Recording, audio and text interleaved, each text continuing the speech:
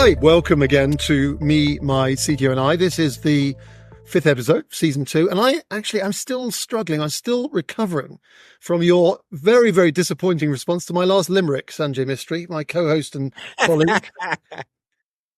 I'm a big fan, your only fan. Yeah. But yeah, that was poor. I'm ready for the next one. I know it takes you a couple of weeks to get ready, but yeah, Well, I will be anticipating. there's a book that I know you're a fan of, as am I, called Radical Candor, which is all about having honest conversations. So, I appreciate your feedback. I'm taking it on board, and my next limit is going to be an absolute stonker. Now, listen, welcome everybody. This is the podcast that celebrates the CTO role, brought to you by CTO Academy and sponsored, of course, by our wonderful friends at RP Analytics. Thank you very much to Liam and the team there for supporting this podcast.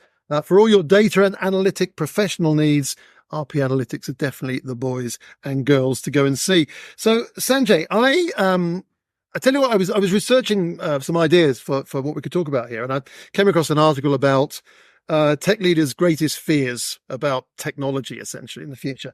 One of the things that I'm always surprised by, but it's consistent, so it's pretty much, I think everybody suffers from a little of it, is their own internal fears, the demons that are holding you back in your career. And so CTO Academy, for example, there are 3 or 4 motivating reasons why people join CTO Academy, but definitely insecurity, lack of confidence, imposter syndrome is absolutely high up on the list. And I always recollect in a former life, I used to work in law.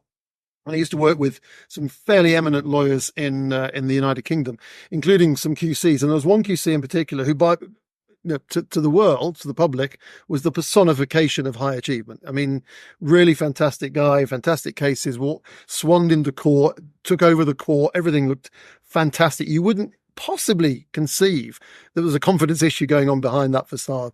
But he once told me that he sometimes would go into a court and expect someone to tap him on the shoulder and say, "You're no good at this, are you?" So it's quite revealing for me. I met him when I was quite young, about the fact that we all have a little of it, if not a lot of it. I mean, your experience, and I think tech leaders perhaps suffer more from it in the sense that you're coming from a very technical background. And as you rise up in the leadership ranks, you're suddenly having to deal with a lot of people at the senior level who you might be slightly intimidated by. I mean, do you think it's a major factor for people in tech leadership roles? I think it's a huge factor. I openly talk about, I have massive imposter syndrome, but I think, the way you described it is spot on, right? You're grown up knowing technology, and you are the master of technology in your business or in your realm or your domain or whatever. And you build a level of confidence, and then you walk into the boardroom, you walk into your first executive meeting, and people are talking a different language. They're not talking about coding or tickets or whatever it may be, right? A story.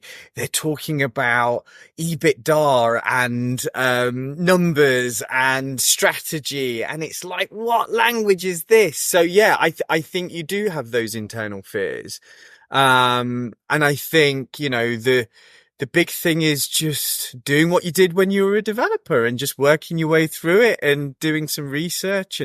But yeah, it doesn't go away. I've been in leadership roles for 15 years and still walk into most meetings going, I don't know what, am I doing the right thing? But yeah.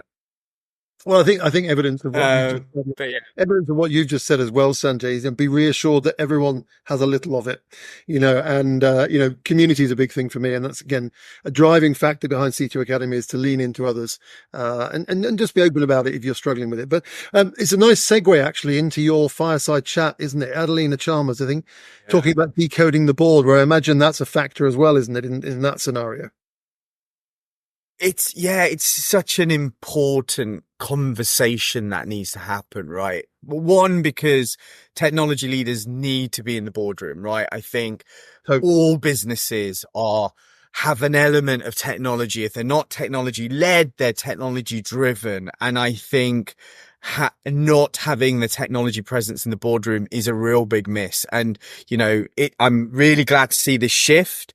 And I think the conversation's a really good one and a really important one for the people watching the podcast. Yeah, well, that's great. I'm looking forward to it. I mean, we did a survey that said only 40% of companies have the CTO on their board.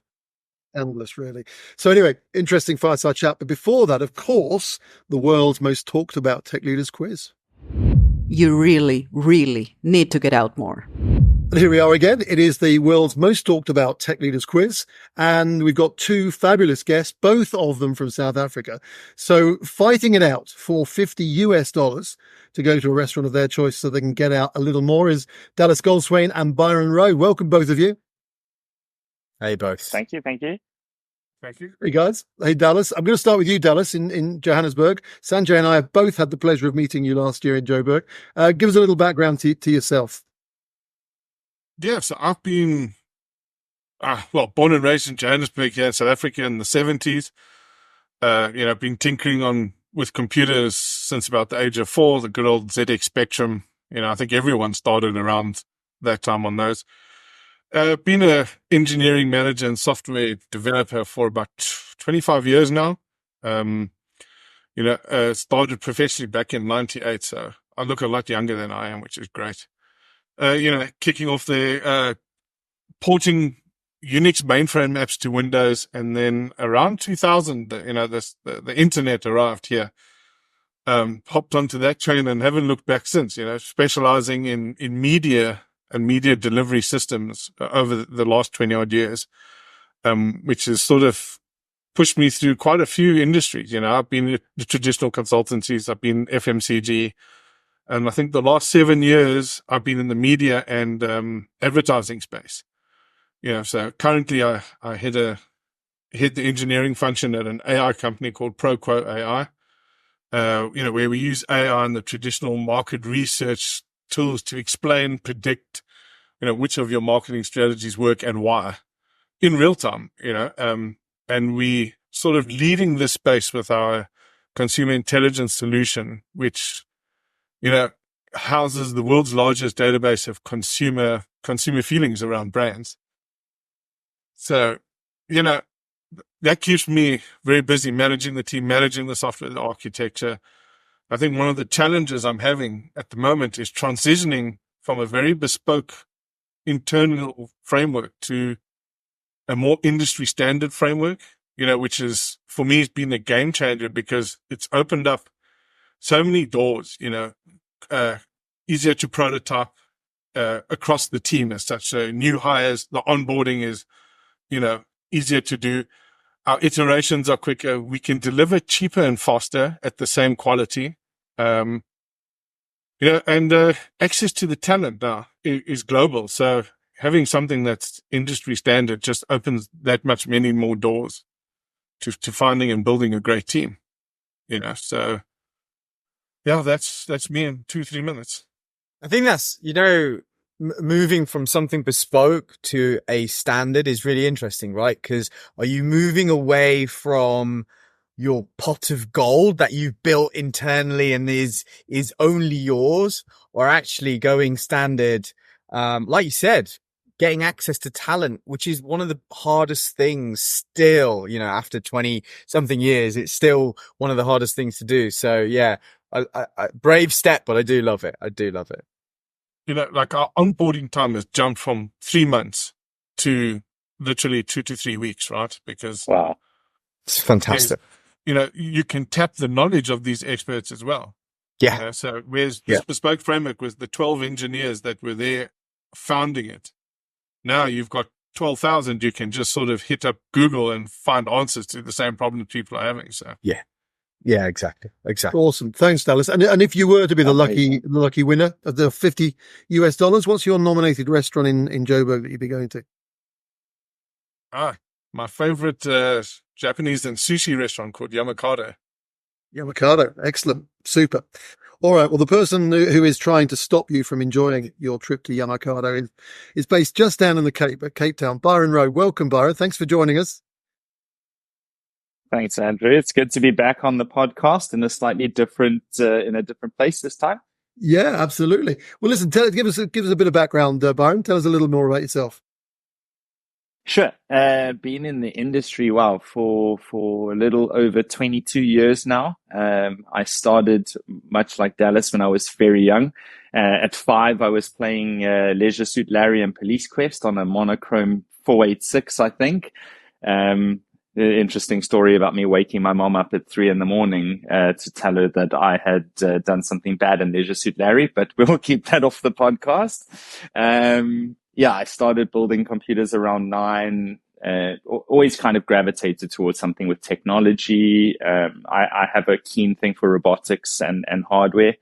During my time, I built automated bar taps that used Arduino, and you were able to tap a card and pour beer at your own table or at the bar counter. Yeah, gravitated to the web before WordPress was WordPress. CSS was still very much in its infancy and nothing like it is now, and moved my way, through. Worked for a few agencies, ran my own company for 12 years, basically as an agency, I guess. And then around 7 years ago, I kind of moved into the more senior management role and took a lead architect role and built my way up to head of engineering. And then just before the end of this year, I left my previous CTO role. I was CTO at Yeba Fresh. We're an order-to-delivery service handling FMCG products into the township retail sector. And now I am trying to build out a fractional CTO as a service company. So I'm doing it as on my own at the moment, called Roadhouse, and I'm now basically giving myself out as a fractional CTO to different companies. I'm basically teaching a very junior engineering team at the moment, just out of college, trying to get them geared into software development and move them in. So it's a company that hasn't really done software development as a default. So I'm instituting all of the SDLC and the various things inside there. Having a good time, but sometimes I just want to dig into the code myself. So yeah, really enjoying it and keen to whip Dallas's butt. I tell you, your journey is really interesting, right? So working for yourself, going into industry, and then coming back, and I think brave person, because I think the mindset is like really different, right? Super different, but yeah, I think it's good. I think your new venture sounds interesting, but definitely ups and downs. Like you said, if you're teaching, the software development lifecycle is very different to being a CTO. So yeah, I mean, definitely the different ends of the spectrum, but yeah, very cool. Awesome. Thanks. Byron, your nominated restaurant in Cape Town. It's Bow Down. It's a lovely Chinese restaurant. I guess Chinese Asian fusion. Yeah, so I kind of a little bit of a theme here between Dallas and I, keeping with the Asian style food. Awesome. Well, look, they're interesting times in South Africa. You've just come off the back of a very interesting result in your election. Intriguing to see how that pans out. But let's get this quiz up and running. And I've included a couple of South African questions or related to South Africa. So I hope this goes down well with our guests today. Dallas, I got 3 categories for you, Dallas. I'll let you choose the first one. There's a discontinued product, South African invention, or who am I? Let's go with South African invention. Okay, cool. Normal low-tech format, guys. If you know the answer, call it your name first. Sanjay and I will try and arbitrate as to who came across first. Good luck. Johannesburg versus Cape Town, clash of the Titans. This was founded in 1971, this product, by a chap called Percy Tucker. And it was the world's first computerized ticketing system. Do you know what the name of that company was? Byron, I'm going to try because I know that CompuTicket was initially built on a terminal system. Got it. Great answer. Yeah, CompuTicket is the answer. Well done, Byron. Okay. Nice start. Byron, you've got discontinued product or who am I? I'm going to go with who am I? Okay, cool. I'm pleased about that because that's South African. Discontinued product is not. So we'll come to that if we need it. Right. I hope this guy is well known because I did a little Google on him. But here we go. Born in 1973 in Orange Free State. He founded a company in 1995 that specialized in digital certification and internet security, which he sold in 19. Go for it. Mark Shuttleworth. I have to say, that's very good, Byron. Yeah, exactly. Mark Shuttleworth, and became the first South African to travel in space, apparently. Is he pretty widely known for that? Excellent. Awesome. Indeed. Well, listen, I think the company was called CERT. I forget the name. We'll look it up later. Very CERT or very something along. Yeah. Wow. Got it. Amazing. Got it. Well, listen, well done, guys. I'm not going to bother with the discontinued product, but I'll ask it because I didn't know the answer to this, and neither did Sanjay. The 4-letter name of the iPod competitor that Microsoft released. Do you remember? 2006. Dallas. Was it Dallas? Yeah. It was the Zune, wasn't it? Yeah. Well done. Yeah. Nice. Nice one. Well, listen, thank you, guys. Thank you very much. Yeah, no, brilliant. Nice that you both got some right there. So Byron will be sending you the $50 for Bow Down. Thank you both for joining us. Good stuff. Good luck, guys. Thank you so much. Have a good day. Cheers. Well, there we are, a true South African heavyweight head-to-head clash. Thank you both, Dallas and Byron, for joining us. I'm going to make a little announcement about the quiz, Sanjay, at the end of this episode. So without further ado, let's go to the fireside chat with Adelina.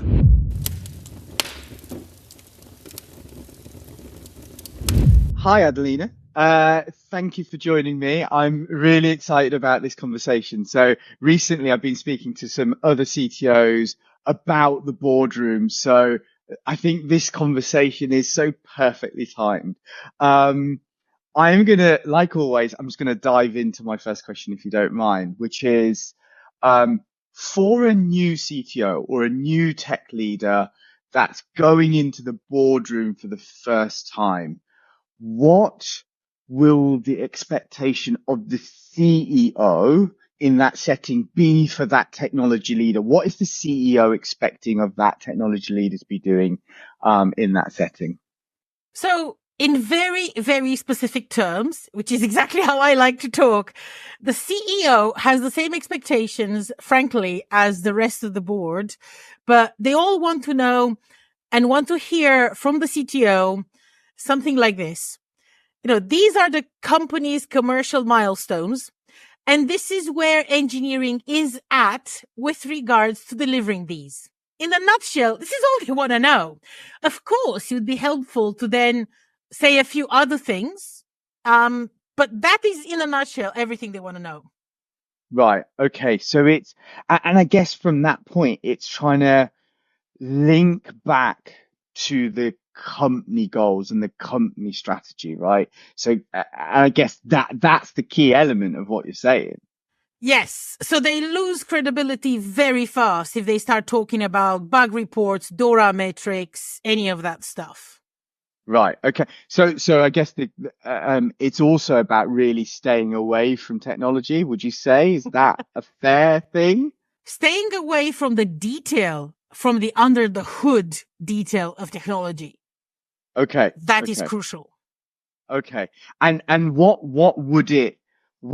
the kind of language that the CTO should be using? Is it, and how much tech talk can they go into? Like what would their what's their expectation to be like? Cause again, when I was speaking to a fellow CTO, it was literally like 2 weeks ago, and he said, I know my stuff. I know my tech strategy. And I discussed this at a board meeting, and they just all looked at me with like deer eyes. And he goes, well, what did I do wrong?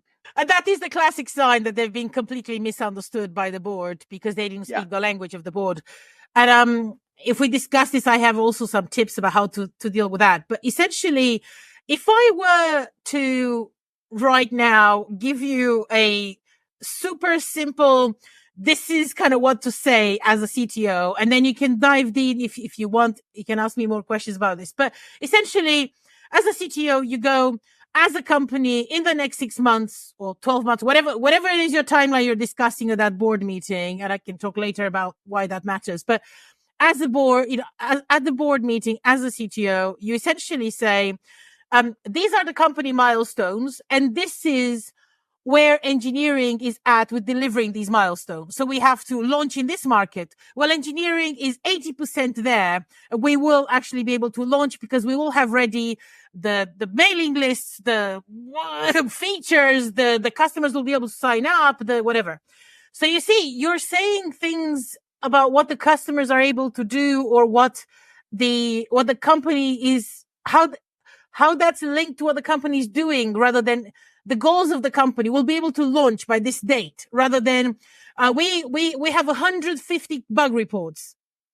So what? Are we able to launch or not? That's what I care about, right? And then it's really important to talk about the key milestones within that. For example, for engineering, for all the products they have, and be laser focused on the products rather than going, oh, we have to fix these bugs.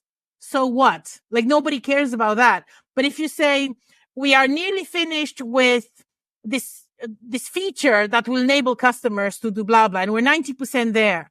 But also, one of the key things that CTOs miss often is they don't explain, for example, why they have to develop other products. So, for example, sometimes you have to say things like, we're putting 10% of our development efforts into this follow-up product. And then, you can say, first product is this, and the steps we need to achieve this, but then second generation product is this. And this is because the market and the customers requested for this. And obviously that's step 1, and then that's step 2. So second generation will be this, and the market need for that. So those are some key words, maybe hopefully gives you an idea of. No, I like that. And I think, framing that like that is really useful. So I'm going to ask the awkward question, which is, well, I want to talk about my 150 bugs. So I guess the point more there is, from a technology point of view, we see things quite, relatively black and white, right? This is 80% done, but actually these 150 bugs are crucial. Yeah. And how, in your opinion, what would be the best way to kind of boil those 150 points down into something that's palatable by the board? Because obviously that's important to the CTO, that X number of need to get done, right? Yeah. But what's the phraseology that the board is going to understand and actually appreciate, right? Yeah. Because the CTO is probably wanting help there, maybe. Yeah. Maybe, yeah. So obviously, if they don't help, that's another conversation. I can discuss another point, yeah? But if you, for example, as a CTO are concerned about these 150 bugs, let's say, right? The bottom line for the board is, what is the impact of not having those done? So, for example, you can say, at the moment, we're facing some technical challenges in being able to release X, because some unforeseen design issues came up, or some unforeseen technical issues came up. That's all the board need to care. They don't need more than that. So then you can say, we are actually hyper focused right now on ensuring, again, you're looking at the outcome for the business, on ensuring that we can release this feature by the deadline. You see what I mean? So is the impact on the business of not fixing those bugs? They don't care about the bugs. They don't even understand what a bug is. Yeah. But it's the impact. It's the outcome. What's the impact? It's the outcome and the impact of that. If you're not able to release, which means we can't go to market. Like, what does that mean? If you're not able to release by the end of the quarter, does that mean we can't go to market? Or what does it mean? Does it mean that you can go to market, but only with limited features? Are those features, however, the features that marketing and sales said are good enough for the customer to sign up? So again, this won't stop. So for example, as a CTO, I go, but however, we might have to do a phased release. However, this will not stop our customer acquisition phase in Q2, right? So again, you're talking about the business, not talking about the bugs. And actually, bringing the context back. So what if, and this is a situation I've been in where I've gone, right, okay, so we've got we got three big blockers, right? Ignore the number of tickets. And I'm in a good place with two of them. We've got a plan.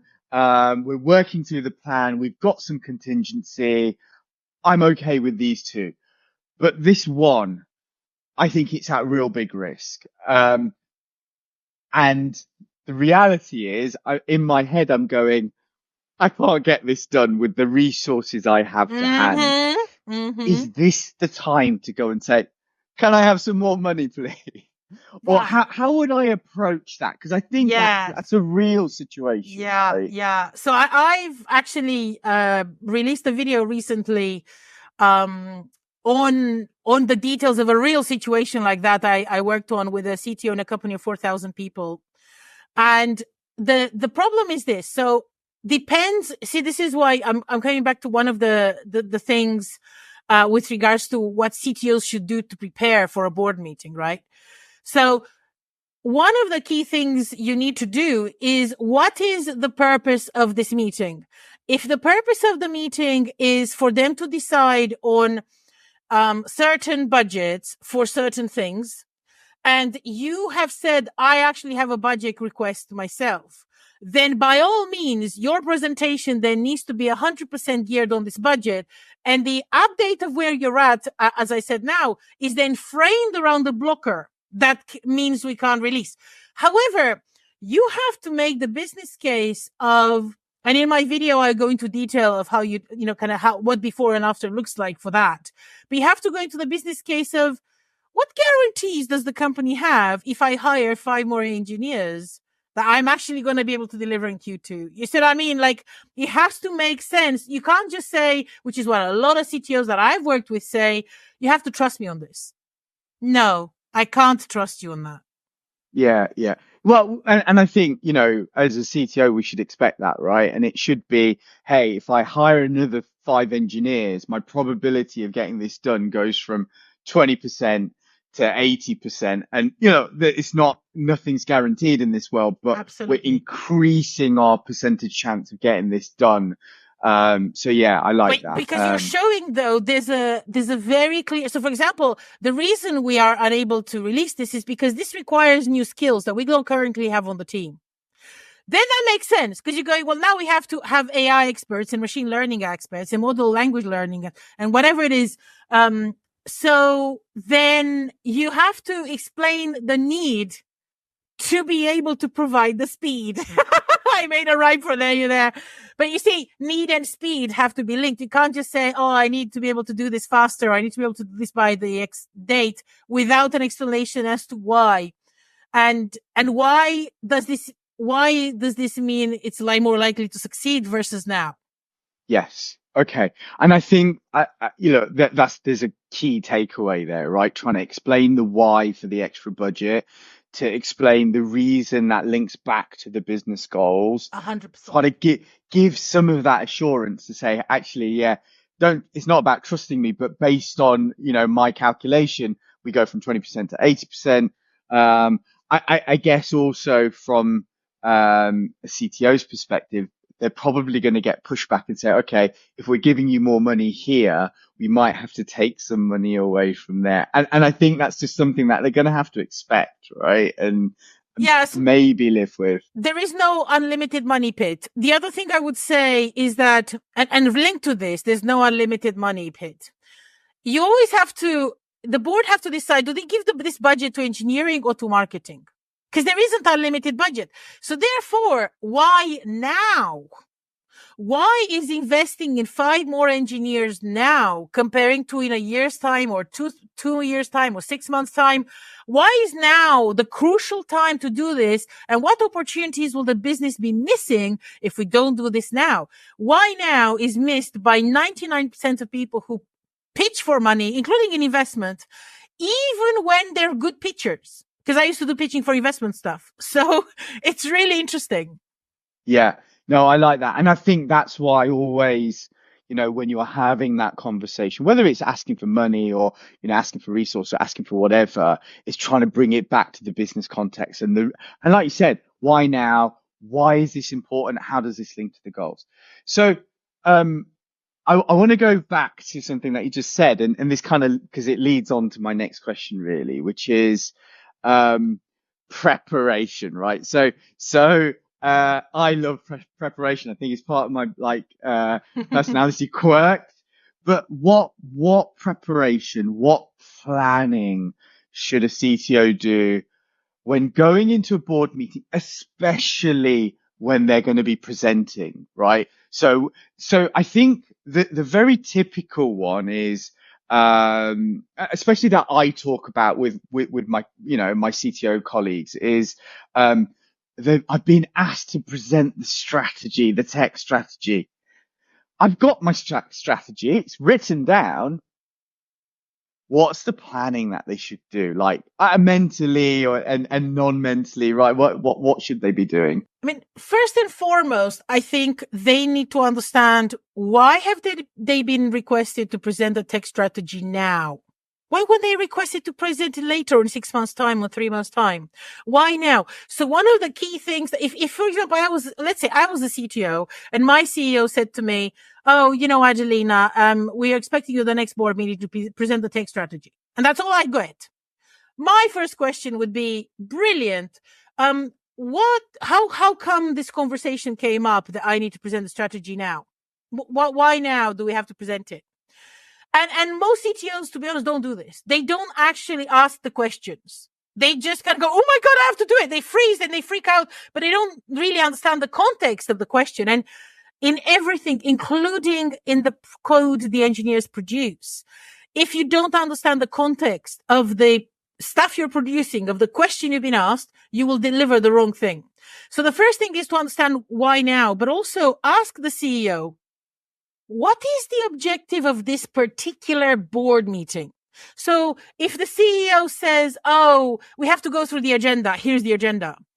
Agendas are not necessarily objectives. Most people have no idea how to run a proper board meeting, if I'm honest. And they have an agenda, especially first-time CEOs, but many people, even experienced ones, they don't actually know how to do it because they've never seen what good looks like. But actually, you have to have objectives. And what does an objective mean? Well, an objective is something like, well, by the end of the board meeting, we will have agreed budget for X, Y, and Z, or we will have agreed some metrics or outcomes or this new direction on the business. Like this, something quite concrete about it rather than, oh, we'll have spoken about the direction of business. So what? You speak about it and who cares? So first of all, understand the context of the objective of that meeting and why did they ask you? What did it come up that now you have to do it? That's the first thing. But the other thing that I would do, if you don't do this already, and a lot of CTOs don't do this already, but frankly, they should already be doing this before this meeting comes up. Like this is part of CTO performance. They should speak to other departments to understand the impact of engineering on customer acquisition, customer retention, customer upselling. You can't make a tech strategy without understanding the business strategy and the other strategies. So I'm actually saying this as a superfluous almost, just because I've noticed so many people don't do that at all. And they build tech strategy in isolation. And then they wonder why people think it's just fallen flat, right? And then the other thing that I would do, link back to what you said earlier about the language they should use. This is something that I've never seen a CTO do, unless they've had like 15, 20 years experience. And I've worked with some of those on other challenges, but, connect with the board members, connect with them directly and ask them, what are their priorities? What would they like to get out of the CTO strategy presentation? And what are their goals for the business in general? Like, how do they see the business? And then use the priorities they told you about in the meetings, in the chats you have before this board meeting. Use those priorities as essentially your presentation points. Like, because otherwise, why do they care? They don't care. So talk about how is engineering helping them achieve those priorities? That's the bottom line. And the other thing I would say is, I would profile these board members. Like I would research the hell out of them, because if you don't know your audience, you will always fall flat. Yes. Yeah. I think that's a really good point, right? Really good point. Go on, carry on. No, people often say to me, "Oh, my God, it's like you're in my head." Do you read minds as a skill? And I'm going, yes, because I've read a lot about you and I've tried to understand you as much as possible. Yeah, which is so important, right? So you understand what they're trying to get out of that session, like again, based on their personality.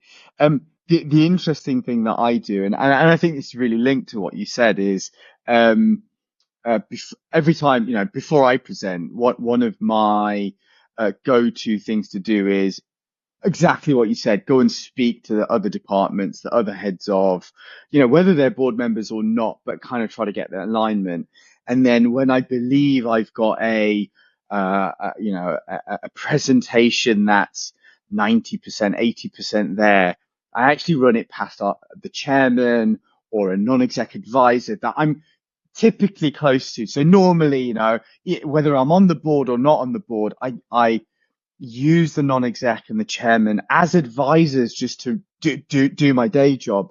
And I normally run it through past one of them. And, sometimes I get, this is great. This hits the nail. But more often I get, no, the language is not quite right, or you're missing the point, or actually, I'm going to give you a bit of advice. The CEO's really worried about this bit. So can you please include this element? And I don't know if that's again, things that you see and you've got experience of, or you say, Sanjay, that's a stupid thing. No, it's 100% right. And here's the other thing. By talking to these people, you can also give them a little preview of what you're thinking of saying. And then they can say to you, actually, that's not quite right. Shock and awe are not good tactics for the boardroom. They're good tactics for a tech conference to raise your profile, but they're not good for the boardroom. In fact, shock and awe is the last thing you should be doing as a CTO. And one of the problems is that often CTOs come to boardroom meetings presenting their tech strategy, wanting to impress on people their technical chops and showing off and hoping to wow these people with how technically competent they are. And the board people have no idea. They don't get it, and they actually value them even less, and they lose credibility, which is the 180-degree opposite of what they were hoping to achieve. Yeah, no, completely agree. Okay. So, I think that's really useful. I think that's great advice in terms of preparation. So next question, I'm going to flip this around completely, right? So, as a CTO, I'm on the board, right? And I think more of that should happen, but that's a conversation for another day, right? But I'm a CTO. I do sit on the board, and someone else has been asked to present. So let's say the chief marketing officer has been asked to present. Now, as a board member, as a CTO sitting on the board, what's my responsibility as a board member while the CMO is presenting? And then part two is, what shouldn't I do? Like, obviously, don't play on your phone, don't look at your laptop, don't do code reviews or whatever, right? But it, what should I be doing and what shouldn't I be doing, right? Yeah. So one of the key mistakes CTOs make, shouldn't be doing in the boardroom, is when someone else from another soft department, being them HR or marketing or sales, especially sales. Oh, those damn people. They always put engineering to trouble because they sell things we can't deliver. When they do that, the CTO sometimes checks out. And by checking out, they have checked out their responsibility, accountability, and power and authority as a tech leader. So the reason they check out is because they often don't understand how that is related to engineering, and they don't understand some of the terms they're using. Instead of, which is should do rather than should not do, so don't check out. Do, however, instead of becoming curious and asking questions to help them understand the impact on engineering down the line of the CMO's presentation.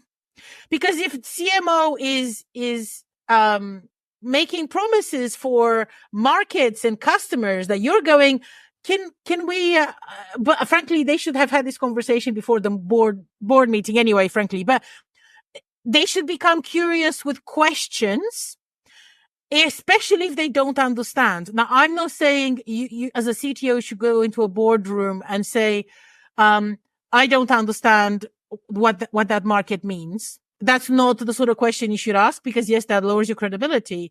However, you could be asking questions that, so you should never say as well, that's wrong, that doesn't make any sense, that's setting engineering up for failure, which is a real one I I heard with one of my customers. That's setting us for failure. You are making promises and you're expecting engineering to deliver, so not saying things like that, but saying things like, would you mind explaining more how you see X, Y, and Z play out? Would you mind delving deeper into ABC? I'm still currently trying to understand DEF. These kind of questions, they are curious questions, but also they help you identify things. But also, if you're asking the questions that other board members are thinking, but they're not asking, because here's the other thing. People expect and assume that board members know what they're doing. Sometimes people end up on the board by luck, by circumstance, by privilege. They're not there because they know what the hell they're doing. I know some people who are on boards and I'm going, I taught you how to talk, and I'm going, you have no idea about how this works at all, but they are on a board meeting. You know what I mean? They're on the board and they have a good share because of the company they're in. But that you should never assume that everyone else in the board on this board understands what's being said and you're the only one who doesn't. That's the first thing. Therefore, asking insightful questions that are framed in a curiosity way rather than a you don't know what you're talking about way, or I feel threatened by what you're saying now way, makes you build credibility with a board. Because they go, oh, he asked the question I was thinking, but I didn't dare ask. Because a lot of board members have imposter syndrome and they don't want to admit that they don't understand either. So having the CTO asking these questions builds their credibility. Yeah, I like that. I think, and I think I quite like the way you frame it. And the way I always see it is, if you are on the board, you do have a responsibility to ask some of these questions and play scenarios out, like you said, in a very positive way. Sure. I know I've sat in board meetings going, I don't know the terms this person is saying, and I scribble notes and go and speak to it used to be the CFO, and I was like, what do these terms mean? Like, yes. Why is everyone getting excited about this number changing? And I don't know what and I think, it's important that, technology leaders that sit on a board do start understanding more broader business context. You don't need to understand everything, but but I do like the way you framed it in terms of looking at the positive and asking those, probing questions, because ultimately your responsibility is to make the business win, right? And that's why you should be asking those specific questions. If I can add actually to that, one of the key mistakes should not do, right? Because you asked me should do, should not do, right? One of the key should not do CTOs should definitely not do in the boardroom is when you check out as a CTO mentally, you've checked out, you're thinking about what else you have to do the rest of the day or the rest of the week or whatever, right? Or think about that code that you saw and you go, I should solve it myself because it's harder to bother coordinating or whatever. The moment you disengage and checked out mentally from the conversation in the boardroom, and then you create a them versus us mentality when you go to the engineering team and go, oh, the board put pressure on us to deliver X by Y date. Hang on. You have the authority, the power, and you are literally in that room to negotiate what this means for engineering. But you didn't. You abdicated your power. And now you're moaning to the engineers. That is not what the CTO does. That is that's a team lead, a maximum kind of behavior. That's an individual contributor behavior. That is not a strategic contributor behavior. Yeah, I like that. So I've got one final question for you. Sure. So it's one piece of advice for a technology? So what's your, sorry, not one piece of advice, the key bit of advice that you'd give to a technology leader before they go into their first board meeting? So that might be, this is something that you shouldn't do, or this is something that you should definitely do. I'm not, you can do it in either direction, but what's the big takeaway that our audience should leave with after this conversation?